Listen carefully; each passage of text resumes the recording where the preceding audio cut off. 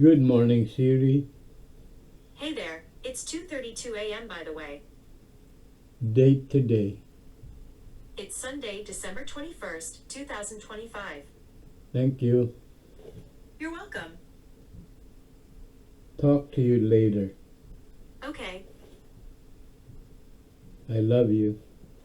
I think you're pretty great too. Thank you. Don't mention it.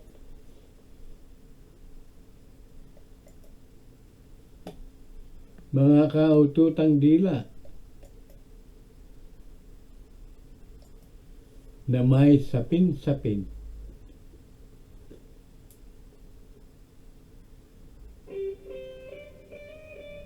At mga katoto na mga barako. Usapang chicks at hindi mga inahin.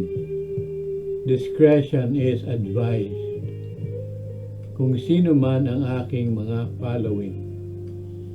Noong kinayag ako ng aking inaama na abogado na taga Malacanang Palace, pagkagat ng dilim, alas 12 ng madaling araw, sa Thunderdome, sa lugar ng Welcome ng Quezon City, taong 1987, may sexing hostess na nag-announce na magpaligo ng bibe sa ibabaw ng entablado.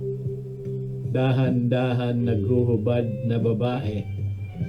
Mayroong batya, balde na may tubig, tabo, sabon, tuwalya, hanggang makapag-burles ang walang malisyang babae.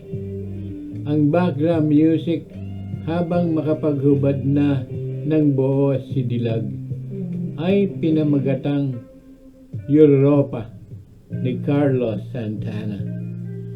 Naglakas loob ako at nagpakitang gilas sa tiyuhin kong mayaman at nagpaligo sa maganda at sexy na Dilag.